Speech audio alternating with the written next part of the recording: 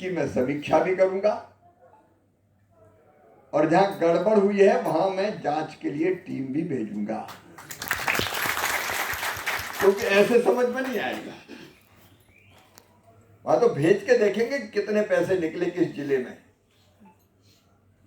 कितने लोगों को रोजगार मिला, मजदूरी कैसे मिली, कितनों को मिली, कौन को मिली, काम हुआ भी कि काम का तो ही पता नहीं। कई जगह काम हुए बिना ही पैसे निकल जाए। तो जो आपने एक एक चीज बताई है, उस एक एक चीज की हम जांच करेंगे। और जो आपने पारदर्शिता की बात कही है, ट्रांसपेरेंट, बिल्कुल इनको काम की जरूरत है, मजदूर है, उनको काम मिलना चाहिए। क्योंकि बीच में तो शायद यहाँ ये फैल गया कि बंद कर दी, बंद कर दी, बंद कर दी। आपने मुझे बताया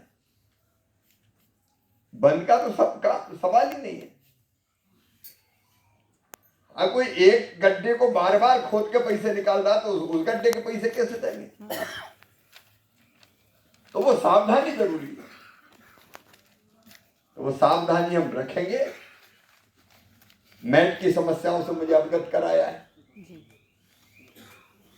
वो सेमी स्किल्ड वर्कर जैसे काम कर रहे थे, उन पर भी ध्यान देंगे।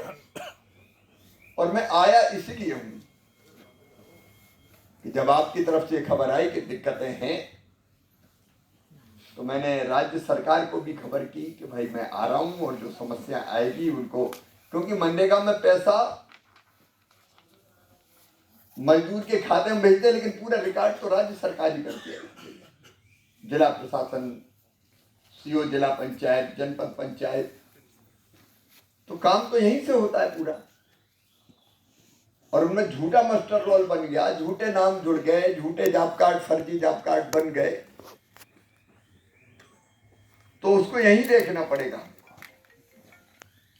तो पूरी गंभीरता के साथ देखेंगे, इसको ठीक करने की पूरी कोशिश करेंगे। आपने आवाज लगाई, मुझे कहा कि आना है, तो तुमने पुकारा और हम चले आए उसमें।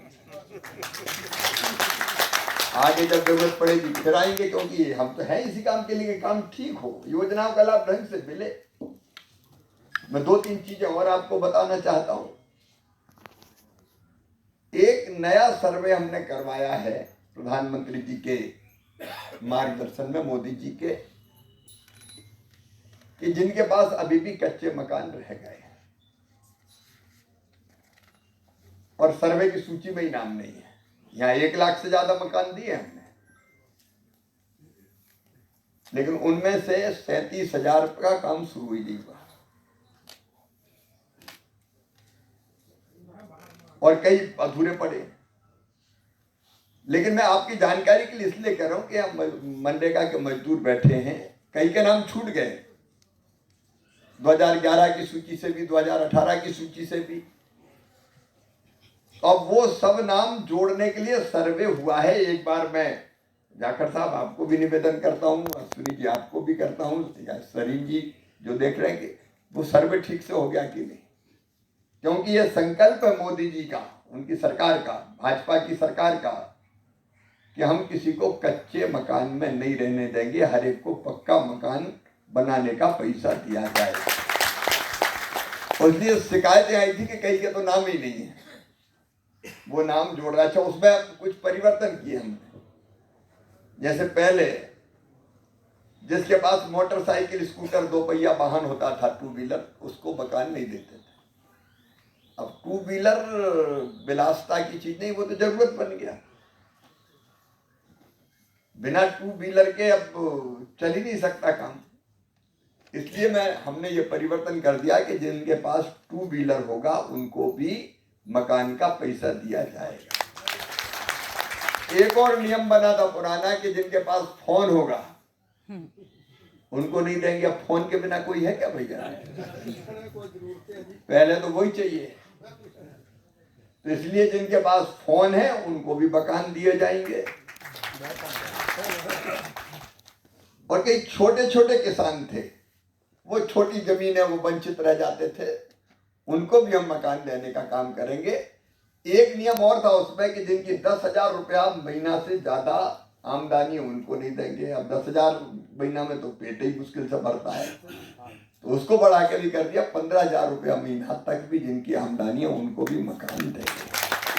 तो मेरा निवेदन आप सबसे, क्योंकि मुझे आपसे बात करने का मौका मिल गया, कि आप ये सर्वे, मैं सरकार से पूछूंगा कितना हुआ है, सही हुआ है नहीं हुआ है, रह तो नहीं गए, क्योंकि इसी सूची के हिसाब से जो अब बनेगी हम नए मकान आवंटित करेंगे। तो पार्टी से भी मेरा निवेदन है कि एक बार देख के जरा कोई छूट ना जाए, रह ना जाए, ताकि आने वाले सालों में सबको मकान दे सकें।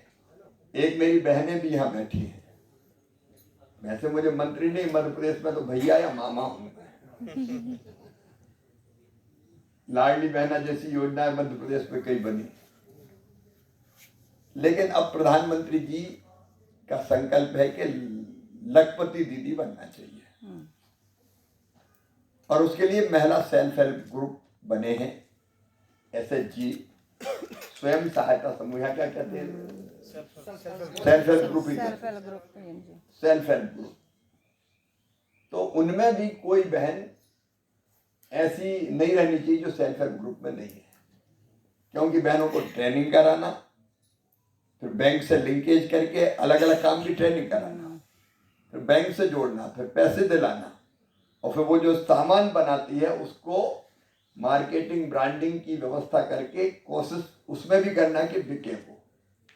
तो धीरे धीरे देखिए आमदनी बढ़ना चाहिए, पैसा चाहिए जिंदगी चलाने के लिए, उसके बिना तो काम चलता नहीं है। तो लखपति दीदी का मतलब है साल में कम से कम 1 लाख रुपया आमदनी हो। तो वो अभियान भी चल रहा है, वो विभाग भी, चूंकि प्रधानमंत्री जी ने मुझे सौंपा है तो मुझे लगा मौका है तो मैं आपसे बता दूं। और पार्टी को भी ये प्रयत्न करना चाहिए कि सेल्फ हेल्प ग्रुप में हर बहन जो शामिल नहीं है वो शामिल हो जाए, उनकी ट्रेनिंग हो, ताकि उनको काम धंधे के लिए राशि मिले और वो अपना काम धंधा भी खड़ा कर सके। धीरे धीरे एक एक स्टेप आगे भी बढ़ना पड़ेगा। तो ये 2-3 बहुत जरूरी जानकारी आपको देनी थी। बाकी मनरेगा में जितने मुद्दे आपने उठाए, मैं दिल्ली में बैठ के भी समीक्षा करूंगा, मेरे अफसर यहाँ भी आए हैं, और यहाँ भी मैं समीक्षा करके उन विसंगतियों को दूर करके आपको न्याय मिले। यहाँ कोई हम राजनीति करने नहीं आए, शुद्ध सेवा के भाव से आए।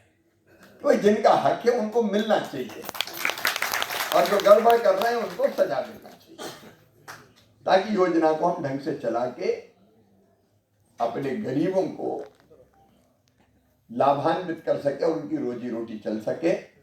आज आपसे मिल के, मुझे समस्या सुन के मुझे मिल के बहुत अच्छा लगा, लेकिन समस्याओं के समाधान का मैं पूरा प्रयत्न करूंगा। मैंने पहले कहा कोई लंबे भाषण के लिए नहीं आया था, मैं तो मूल समस्या सुनने आया था। आप सबको बहुत बहुत धन्यवाद। इसके बाद भी किसी के पास कोई कागज, जैसे वो भाई साहब रह गए थे उनके पास रह